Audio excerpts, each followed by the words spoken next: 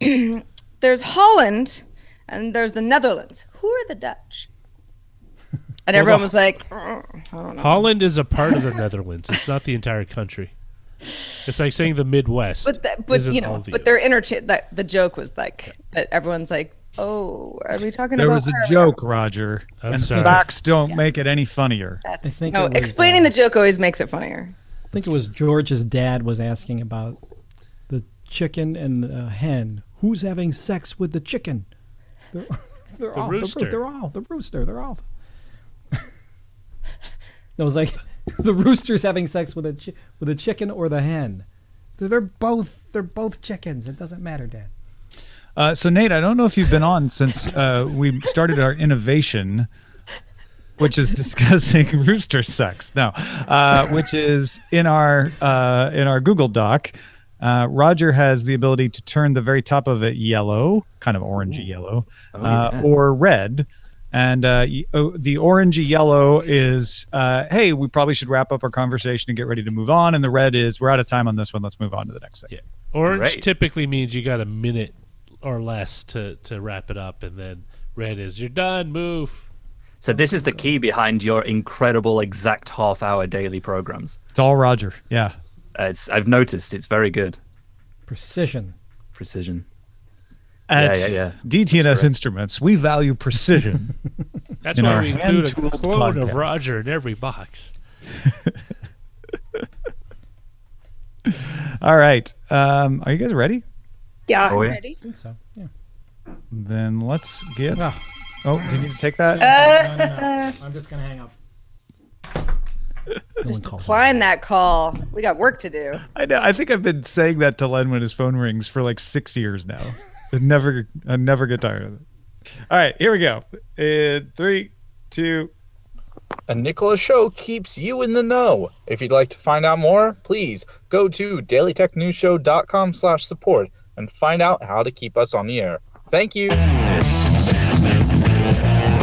This is the Daily Tech News for Friday, April 20th, 2018. From DTNS headquarters in Los Angeles, I'm Tom Merritt. And from Studio Feline, I'm Sarah Lane. And from the Hack 5 studio in Oakland, California, I'm Shannon Morse. And from the LA of the Midwest, I'm Len Peralta. That's what they call Cleveland. That's what they call Cleveland. They actually call LA the Cleveland of California. It's amazing. A lot of people don't realize that. Right. Also joining us, very happy to have tech journalist at Bloomberg and editor there, Nate Lanxon, joining us. How are you, Nate? I'm very well, thank you, Tom. Very well. How are you? You all look great on this Friday. Yeah, thank you for joining us. I know it's evening where you are on the weekend, no less. So thank you for sharing some of your tadpool-filled weekend with us. My pleasure. I hope it'll be worth it. Nate has a whole big pond full of tadpoles that I think the term is pollywog. I'm sorry, pollywogs. I forgot he is a Middle English speaker. Yeah, and I have a giant vivarium full of giant African land snails as well, but that's a topic for another day. All right. We are going to talk about Cobots. We'll explain what that is, but let's start with a few tech things you should know. Alibaba has bought chipmaker Huangzhou C-Sky Microsystems, a leading supplier of embedded CPU cores for Internet of Things devices. Alibaba said it was showing its commitment to the cloud-based IoT space. And during testimony in defense of the proposed acquisition of Time Warner, AT&T CEO Randall Stevenson mentioned an online TV service launching in the next few weeks. AT&T Watch will cost $15 a month to stream or be free for AT&T wireless subscribers. No word on what channels would be included, but it would not contain any sports. And Sharp announced it will expand sales of its 70-inch 8K TV. Been on sale to whoever wants an 8K TV in Japan and China, but now Europeans can get it too, Nate. Right. LV70X500E is the snappily named television, and it'll set you back 11,199 euros. That's about $13,000 US, delivering sometime by the end of April. Well, let's talk a little more about Apple. Are they having some problems, Shannon? Yeah, I would say they are. So the Wall Street Journal reports that Apple is having problems getting enough OLED displays from LG, an alternative supplier to Samsung for iPhone screens. While it may be true that Apple is cutting its supply orders with LG, it is unclear if this means an overall supply cut for iPhone production or just issues with LG's process. It's certainly issues with LG's process. There's been a lot of stories about LG not being able to get the yields that customers want for these OLED screens. Samsung supplies around 80% of them anyway by most estimates. Nate, I'm curious. I mean, what is your take? Is the stuff about iPhones not selling well just FUD, and that's all this is an LG issue, or do you think there's something more here? I think the thing that's important to bear in mind is that phones have become such expensive pieces of equipment that people are hanging on to them for a longer period of time. We saw this with iPads for a different reason, that basically a first and second gen iPad was very, very good for several years. So the upgrade cycle was much less regular. And iPhones have got to this point where we've kind of hit peak iPhone, where the new models are good, they're great, and there's certainly big improvements over, but people are quite happy hanging on to them because they now cost £1,000 or $1,000, for one of these devices. So, the fact that people aren't buying them is probably not a reflection of people not being interested in them. It's just a case of, they've got to wait for that cycle to regenerate for them. In which case, this just becomes a sort of pedestrian supply chain story that LG's falling behind a little bit on what it can deliver. We'll see if they do better next time around, or if Apple's going to keep relying on Samsung. And just because Apple relies on Samsung doesn't mean Samsung can jack up the price. There's still some pressure because they have LG there. So I think it's overblown what impact this has on iPhone price and iPhone sale. Apple tends to price their stuff whatever they want to price it anyway. It doesn't really matter how much it costs to make. Well, and I mean, the fact that Apple and Samsung have beefed over various things over the years, it's the fact that the company would want to diversify its supply chain, manufacturing teams, even if it wasn't like a personal thing, that's been ongoing for years now. Yeah, and it's also one of the reasons why Apple has been trying to bring more of its production in-house, because the more in-house it can do, whether that's R&D, whether that's, actual manufacturing, the better margins it can get, but also the less reliant on third parties and the supply chain it can be as well, which is, key to keeping their margins high and their output, as good as possible. Let's move on to some Google news that got lots of attention last night. The Verge reports that Google is working on a new messaging feature called Chat. It will be the name of Google's Rich Communications Service, or RCS messaging option. So it's really more of an update rather than a new protocol altogether. RCS is a standard meant to replace SMS, or at least supplant it. Chat will appear in the Android Messages app. In addition, Google is pausing development on its messaging app, Allo. Yeah, nobody's talking about RCS or Android adopting RCS further as a standard. Everyone's talking about Google is getting rid of another messaging platform. How many are they going to go through? Well, to be honest, as an Android messenger or Android user myself, I never used Allo, even though it's available on my Pixel XL. Personally, I don't use any of the Google Messenger options. I stick with Signal, which is encrypted, and that's the biggest reason why I stick with Signal. Well, and one of the main complaints, at least from people's first reactions to this news, was that this is not end-to-end encrypted. Mm-hmm. And if Allo is going away, and it's like, what's the team doing over at Google? They would particularly know that people who care about those things, and these days more than ever, that would be a real sticking point for something that obviously they're putting so much effort into. It's disappointing to me because I prefer those end-to-end encrypted options like Wire and Signal. And given that there are so many competitors in that encrypted marketplace currently, why wouldn't they join that marketplace, and why wouldn't they become a competitor? Well, RCS is like SMS in that it doesn't play well with end-to-end encryption. So by implementing RCS as a standard, it makes it more difficult. Whereas iMessage, which is Apple's roll your own, can be end-to-end encrypted because Apple made it up. That would be the counter argument there, is that because Google's sticking with the standard and putting their weight behind it, it makes it more difficult. And hey, SMS isn't encrypted either. So this isn't a replacement for WhatsApp or Signal.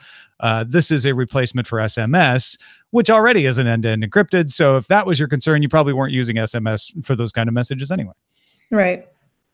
Germany's Supreme Court has dismissed a case brought by publisher Axel Springer against IO over their product Adblock Plus. You probably know them better as Adblock, right? The court found Adblock Plus was legal and overturned previous decisions that operating a whitelist was tantamount to unfair competition. Springer intends to take the case to Germany's constitutional court on the grounds that ad blockers violate press freedom by disrupting online media and their financial viability. So, Nate, this feels like Springer was trying to say, hey, you can't do something that hurts our bottom line. And the court says, your bottom line isn't a company's concern. You can find other ways to fund yourself. Yeah, and it's been interesting to see the ones who can and that have managed to do that, because it's the ones that can't often the loudest at complaining that it's this fault or it's this fault. And I sometimes think when you look at online advertising, we still haven't really got past a lot of publications haven't got past that point of extremely intrusive, full screen overlays and flashing banners that sort of feel like relics of the early 2000s, and they're still there and they're still demanding attention. And so it's a chicken and egg, isn't it? It's like they won't move away from those until they know they've got a replacement for it, but they can't have a replacement for it until enough people, see their ads so they can afford to implement one. It's a real sort of cat and mouse situation, right? I mean, how do you feel, Shannon? Where do you fall on ad blocking? Should you never do it? Should you not do it, but you should have the legal right to do it? Or should you totally just do it all the time? It's fine. I am a ad blocker myself, mostly because of security concerns, because malvertising is still a thing. And there's also the issues of cryptocurrency miners using advertising embedded on websites to, steal your CPU usage. So there are those problems currently, and we haven't really gotten past those quite yet. So I try to support people in other ways. Like for example, you're on Patreon and I'm on YouTube. So I have YouTube advertisements turned on, like monetization. But so I think it's okay to totally block advertisement as long as you're supporting creators in some other way. Yeah, I think I would start arguing for mindful ad blocking. Don't block ads at sites where they're good actors and you want to support them. But you should have the right to decide that, I think. Well, moving on, Alienware has been showing off a gaming suite, room 2425 at a Hilton in Panama City. It comes with an Alienware PC, Alienware laptop, a racing seat, Oculus Rift, and Xbox One Elite, along with immersive lighting that responds to gaming, a 65-inch 4K TV, and surround sound for $349 a night. And I have officially decided where I want to go for my next vacation. At first, when I first heard the story, I was like, wait, they're showing off a new gaming rig at a Hilton in Panama City? No, you stay at this room. Yeah. And you experience this fun thing. Yeah, I mean, okay, it's very specific, but hey, if you're in the Panama City area or thinking about going, why not? Do they have multiple rooms where they can have like a giant hotel-wide LAN party sort of thing? Or is it just like one? This party is only at room 2425. Yeah, it's just the one room, which unfortunately they gave out the room number, so I know that I won't be tweeting from there whenever I stay there. But maybe it's code, sort of the way that celebs check into hotels with funny names. It's like, there is no room 2425. Let you know. I'll just say brilliant publicity stunt. It is. Good job. Kind of sounds like I want to take a shower in a shower that has a frosted Alienware logo on it. I'm just saying. We'll even if it had been cleaned thoroughly. Yeah. Well, I'm assuming it's cleaned thoroughly. If it's not cleaned thoroughly, that you just have an issue with. Yeah. I just don't want the Alienware logo Adblock everywhere. Like on the strip of that the toilet has been cleaned. Don't need an Alienware logo on it. Well, Shannon, you and I will take a little trip down to Florida and All right, We're I'm back down. to the team. During 2 days of testimony before the U.S. Congress this month, Senator Lindsey Graham quoted a line from the first page of Facebook's Terms of Service and said, "I'm a lawyer and I have no idea what this means." To which Zuck replied, "I don't think the average person likely reads that whole document. GDPR is supposed to address all of this confusion in Europe beginning in May and calls for fines as high as 4% of a company's global revenue for violations, which will make it tougher to get away with really long user agreements that people don't read and or understand." Nate Lanxon, you just wrote about this for Bloomberg. Thought that this would be a nice teeing off point for you to explain how do people feel about this in your neck of the woods, and how will this change things, if at all? Well, that's one of the interesting things is that a lot of the conversation around GDPR, which stands for General Data Protection Regulation, they sort of think that because it's been enacted and enforced in Europe, that it only affects European companies. And it's completely untrue. It only affects European citizens, but it affects global companies. So companies like Facebook, any company that has more than 250 employees has to be GDPR compliant, and there's a whole load of regulation that goes with it. The issue with this specific to terms and conditions, and there's an interesting backstory to how this story came about that we've probably not got time for, but ask me about that at some other point. Essentially, you look at a company like PayPal. Okay, if you go in the UK, you go to PayPal's terms and conditions in Britain, and it's about 60,000 words long today. 60,000. To put that in context, it's longer than The Great Gatsby. It's twice as long as George Orwell's Animal Farm. It's one of the longest. This book right here, Bavaria by Tom Merritt, is about 50,000 words long.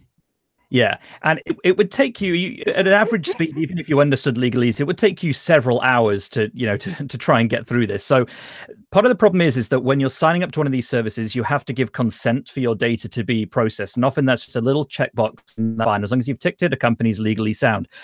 Under GDPR, you have to give informed consent. So it'll be no defense to say, oh, well, they checked this box. And so they knew what they were signing up for. They knew how their data would be handled, because a court can just say, well, yeah, they did, but it was embedded in a 60,000 word document that even a lawyer can't understand. That's not good enough.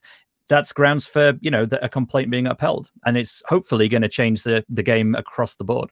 The argument against this in the past was, well, how do you decide? Where is the line between saying it and saying it understandably? How is GDPR phrasing that? How is it making it so that you can clearly say to a court, you have to follow this guideline to decide whether it was clearly stated or not? Well, that's the interesting thing about GDPR, is that it's worded in such a way that it's to get people to comply with the spirit of it, rather than to try and say, well, this is exactly the precise wording here.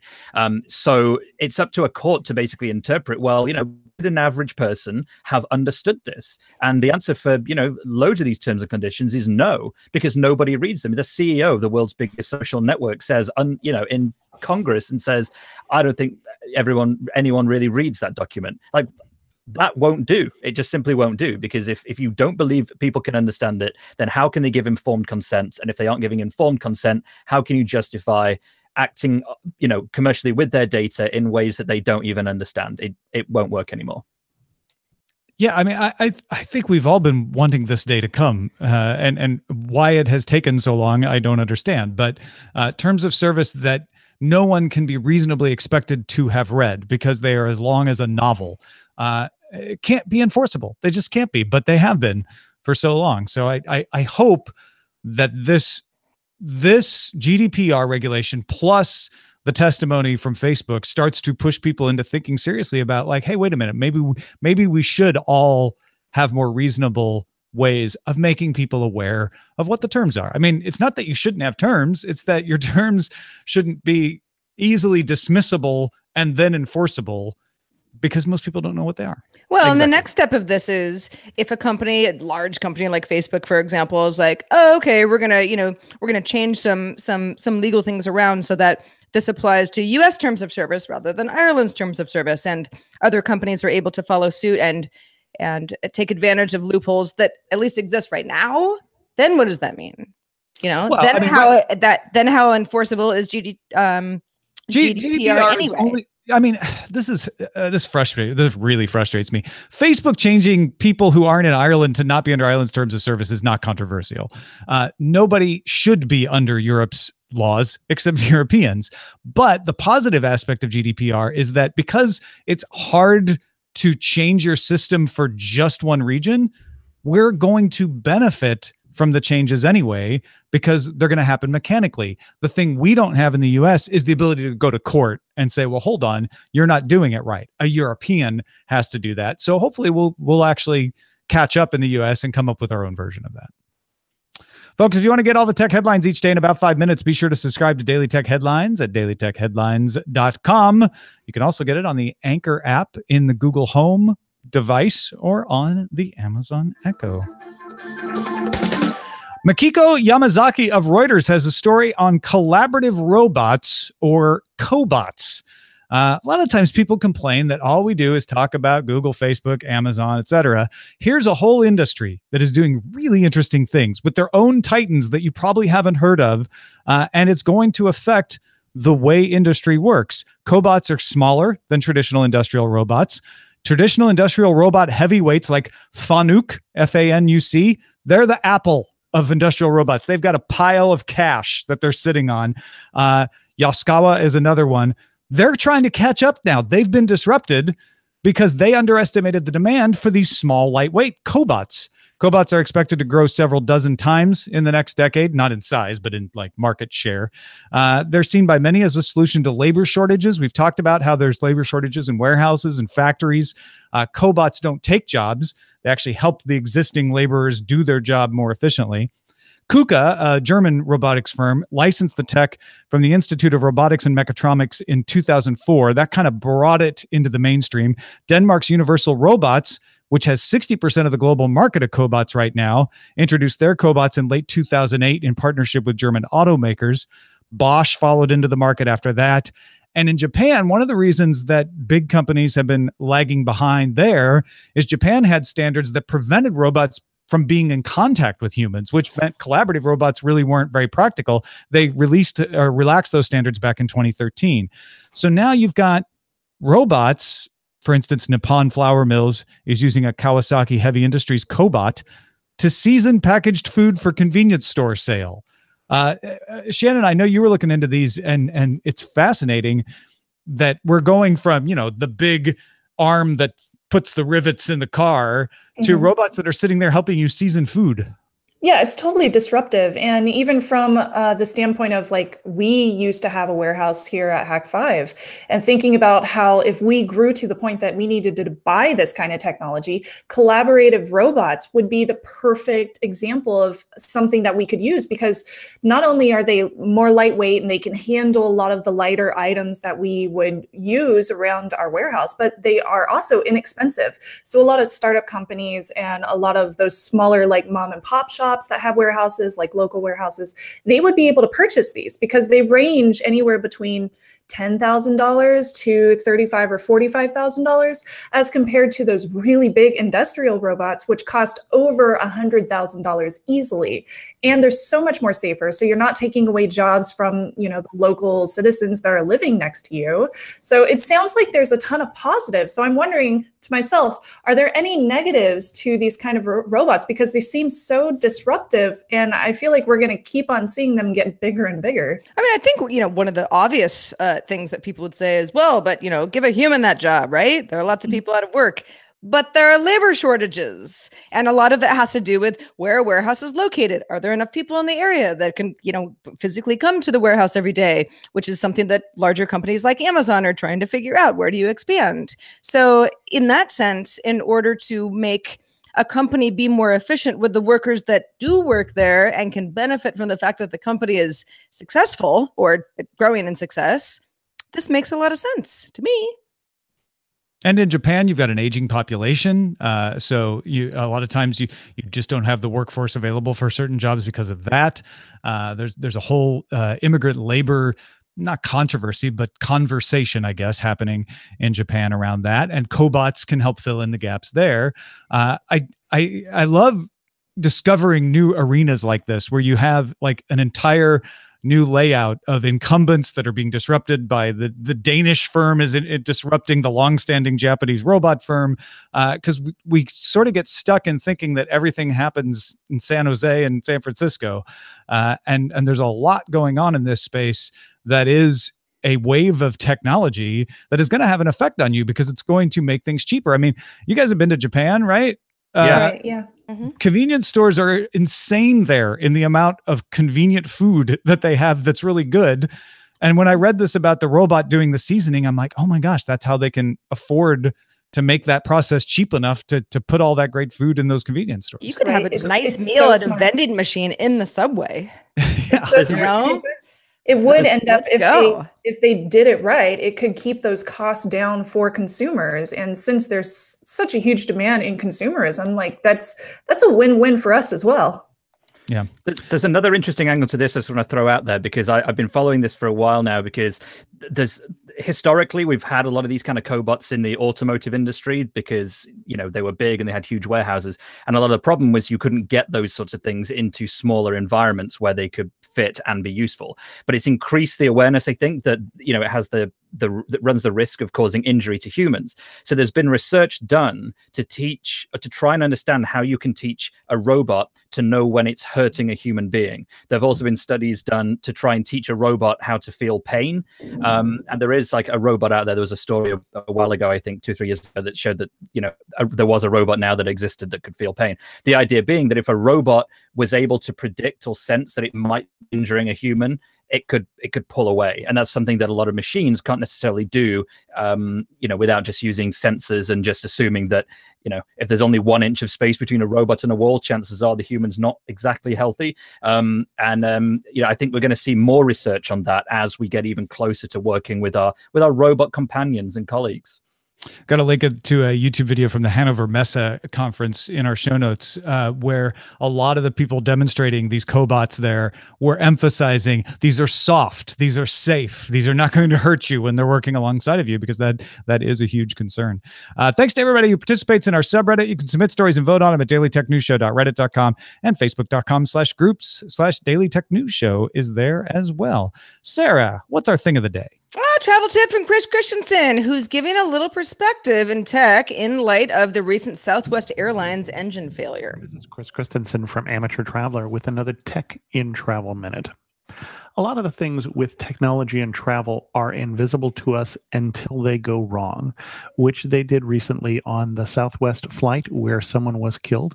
This week for me, last week for you, a woman was killed when there was an engine failure, and the engine failure blew parts through a portion of the engine that is meant to contain the explosion and directed away from the passenger compartment.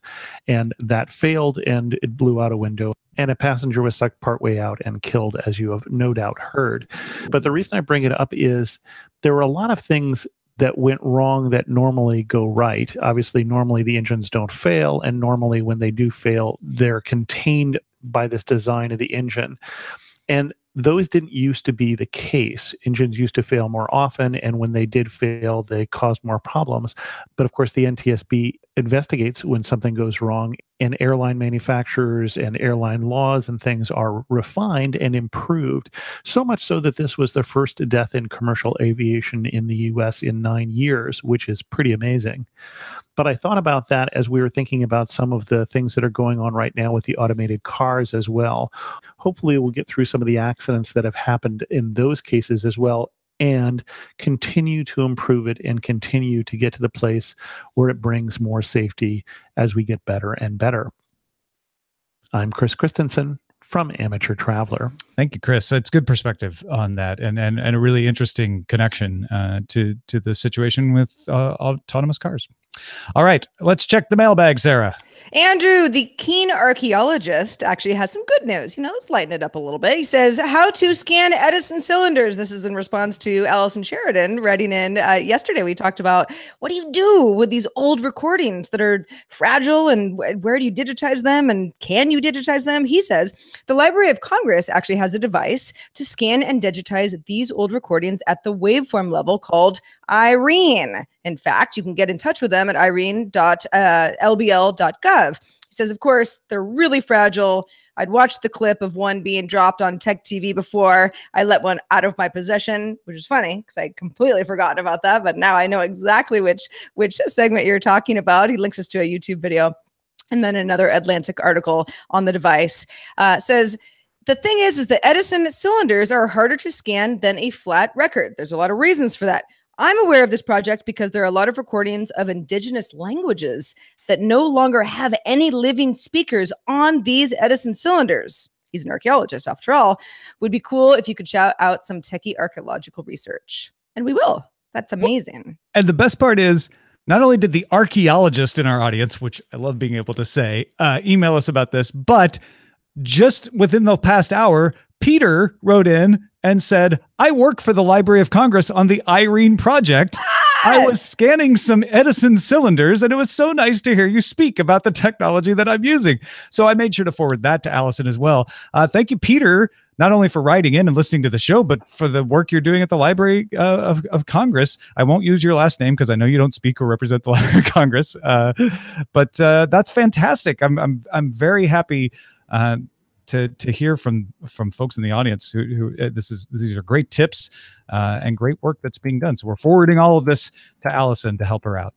All right, let's check in with Len Peralta before we finish up here. Len, what have you been illustrating? Well, I wanted to do something that was sort of a mashup of both the main topic and today being 420 Day, which those in the know what 420 Day is. Everyone knows what it is. Exactly.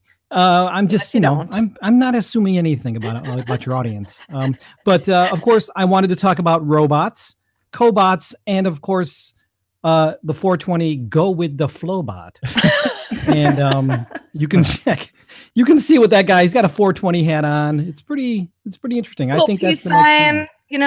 He's kind of a belly shirt. A robot with a beard, dreadlocks. Yeah, he's living his best life. He's going with the flow. You know what I'm saying? It's sure. 420.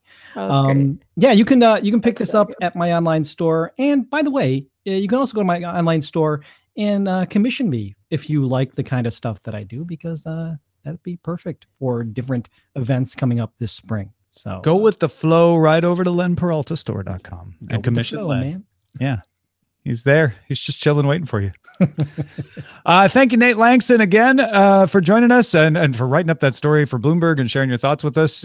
We always hear from you, usually like Mondays or Tuesdays, about what's happening on your show text message.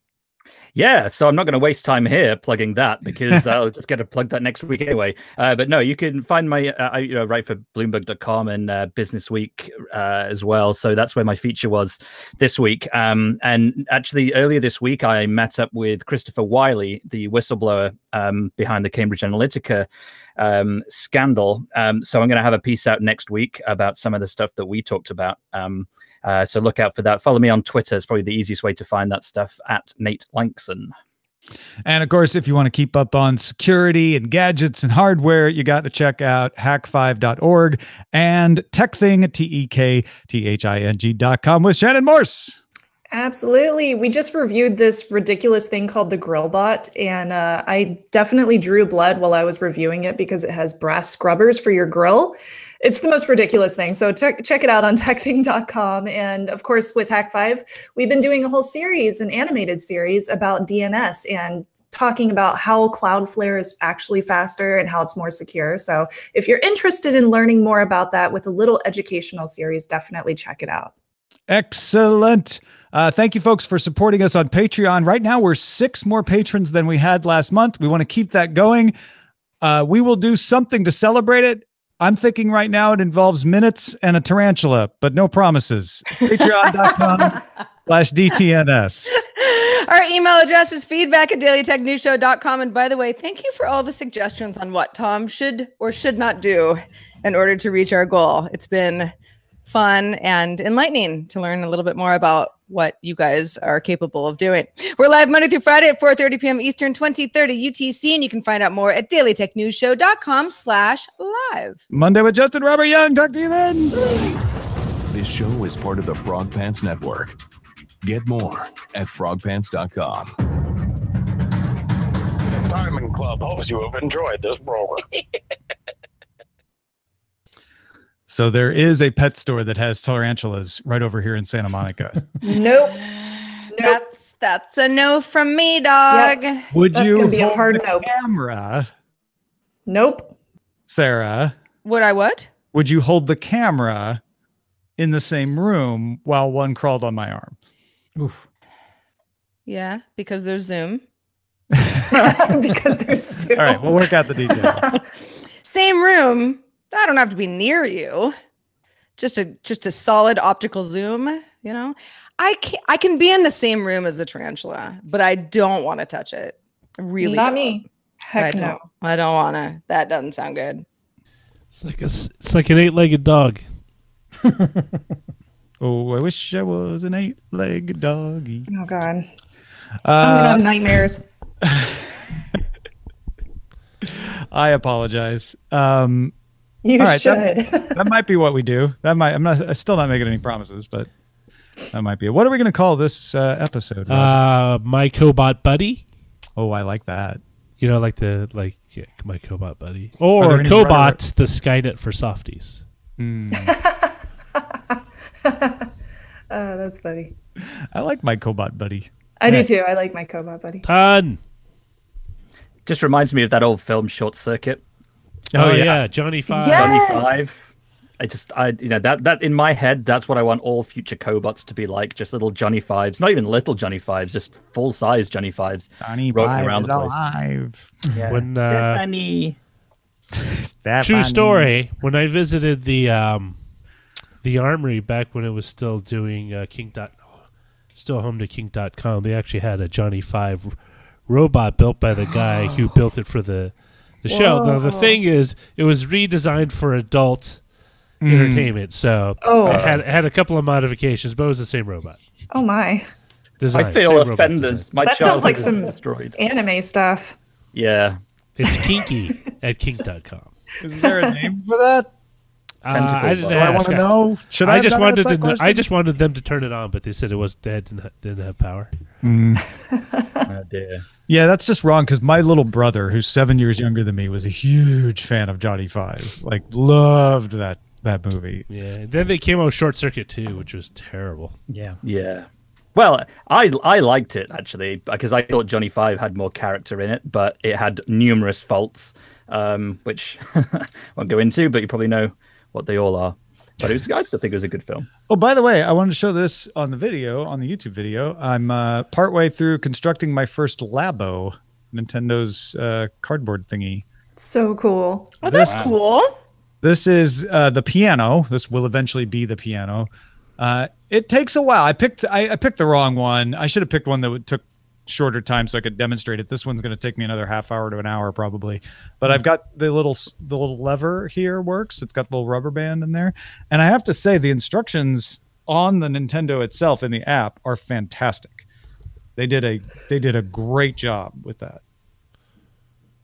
Like, it's I'm super excited. simple to follow. I can't wait to see. You should post a video about it. I should. It's more fun to just do it. Do a time lapse. Oh, I did make, this is the demonstration one, is you make a little holder for your Joy-Con. Oh, cute. So I made that. That's just to kind of get you used to how it works. How to fold cardboard. The perforations are great.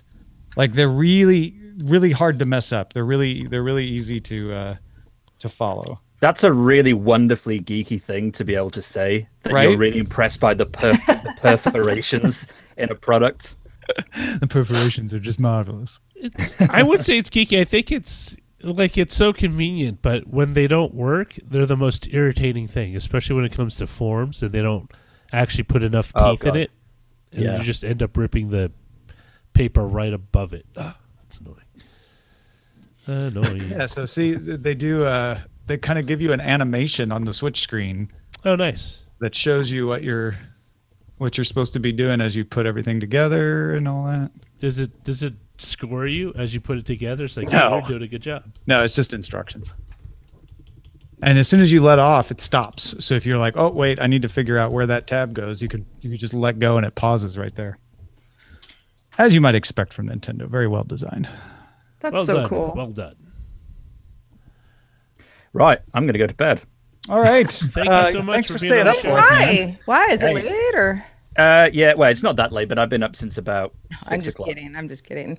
Thanks for being here, Nate. It's so good to see you again. Yeah, you too, Sarah. It's been a lot of fun. And hi, Shannon. We've not talked before. But I love the new studio, by the way. It looks awesome. Thank you. I liked your time lapse, in fact, that you did. I thought that was awesome. Thanks. Thank you so much. Yeah, it was a hard work, but I did it. Had you two not met before? I'm so sorry. I didn't even realize. I think we've been on a show previously before, Maybe. but a very long time ago.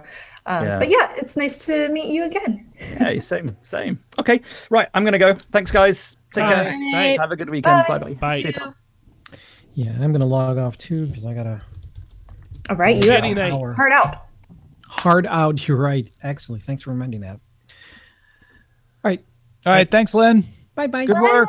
Go buy Len stuff. Commission him. Yes, please do. Thank you. Do it. Bye. Do it now. Don't Go wait. Cavs. Do it. Go now. Cavs. Go Cavs. Ah, what? No. What have you made me die? What? Ah. Some serious sports balling going on over here. I know. So the joke that Len and I have is that the Cleveland Cavaliers, which is his team, and the Golden State Warriors, which is my team, have been in the finals 3 years in a row and have ping-ponged wins. So neither of those teams might be in the finals this year, but they also might be. Hard to say. But now we're like rivals, but we're not really. Uh-oh. Yeah. Fight. This is what Lakers and Celtics fans felt like for a while. Exactly. Yeah. Right. It's the two best teams, and the rest of the country is like so boring, and we're like, meh, but it doesn't really. Like, I actually like the Cavaliers. I don't have an issue with anybody, and I like LeBron James quite a bit. It's funny. When I was growing up, it was Steelers and Cowboys, Yankees and Dodgers, and Lakers and Celtics. That was what the championship was expected to be every year for those three sports.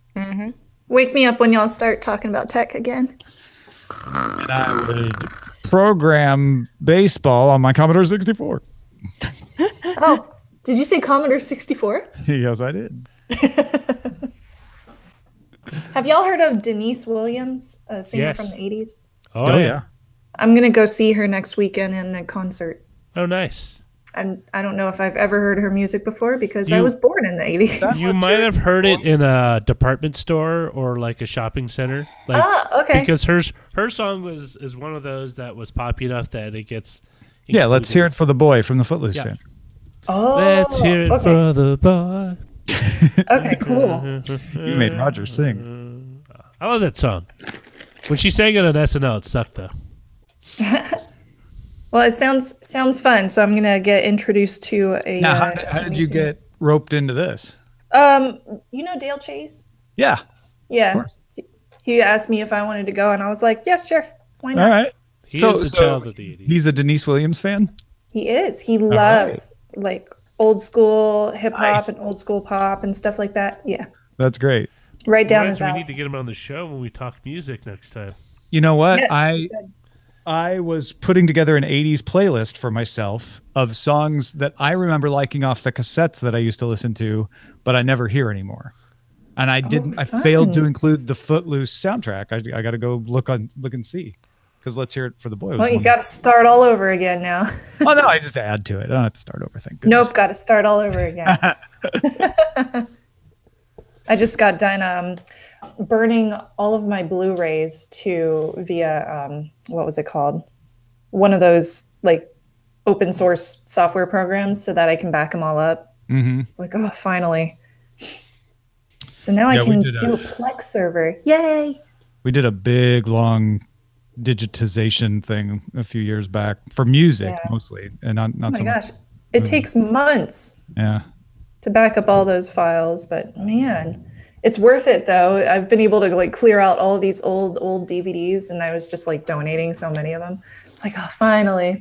We took the CDs out of their jewel case, but Eileen was like, oh, I don't want to get rid of them. Let's keep them as a backup. So now we have them in albums, but they just sit gathering dust. We never do. I have a bunch of those. I'm keeping my CDs. Yeah. I don't keep any of mine. I'm just like, but they're ripped to a hard drive, and that hard drive is backed up. So it's already backed up. You don't really need the CDs.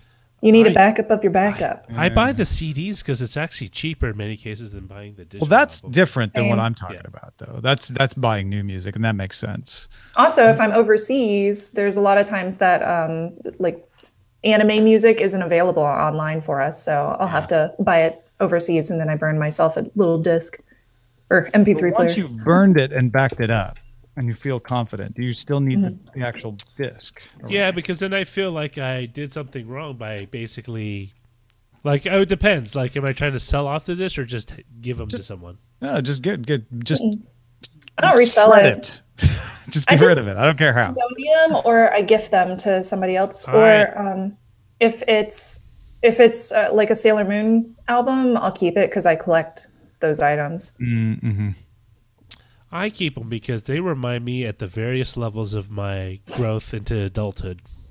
Oh, so that's I'll really have the stage between 25 and 35, and then 35 to 40, and then your volume just went real low for some reason. I don't know why. Did it?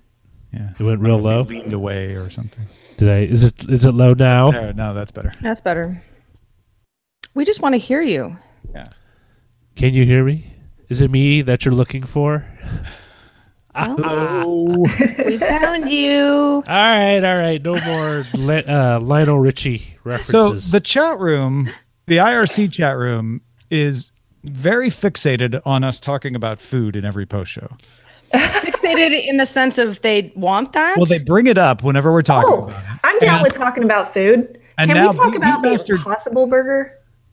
The what? I've been wanting to have that. It's the meat-free petri dish burger. Yeah, I just tried it for the first time ever. I am a freaking carnivore, and so is my husband. So we eat a lot of meat.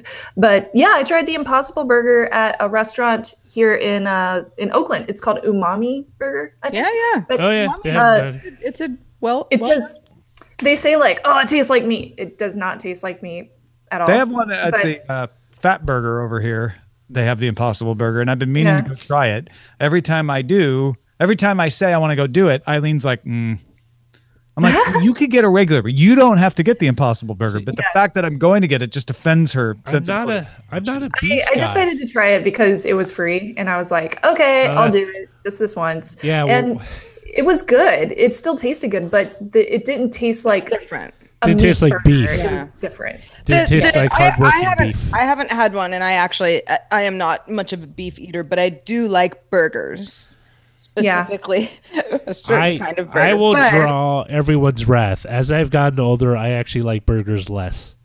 Well, that's not going to draw my wrath. No, it's more for me. Really. Like I used to eat a lot of burgers as a kid, but as I've gotten old, no, it's just like the taste of it. Roger likes burgers. The taste of red meat is not as appealing now as I get older than it was. You've always been against red meat. But a lot of my I've known you. A lot of my peers who are they are beef aficionados. Yes, or sort of enthusiasts have tried the Impossible Burger at various places and say, yeah, it's not exactly the same. Like, it's not going to fool you, but it's pretty good. Yeah, that's which exactly to me is like, felt. okay, well, that sounds good enough to me. Yeah. I mean, that's like almond milk. It's like, I mean, if you like it, you like it. It's not the same. I went into it knowing that it was not meat, but people told me that it tasted like meat, so I thought when I bit into it that it would taste like meat. It doesn't taste like meat. It tastes like I don't know, well done something or another. It's very strange. It's a taste that really depends on what does it taste processed? Like, no. Does it taste? No, it doesn't. No, it doesn't taste processed. It tastes very healthy. Well, because it has a hemoglobin type element that's used to make it bleed, and so that it has the iron content that actual meat has, and that's supposed to give it the umami flavor that's similar to real meat. Okay. But you're saying that it definitely appears as something to you, but not necessarily meat. Yeah, exactly. It was just a little bit off, but it was a appetizing off, and I ate my whole burger, so I can definitely say that I enjoyed it.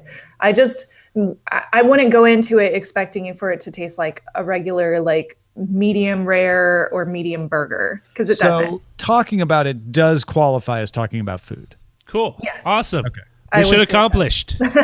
We'll see everyone Monday. Have a great weekend, everybody. We'll have you back. We'll be back with Justin Happy Robert Young. Friday. Bye. Bye. Bye.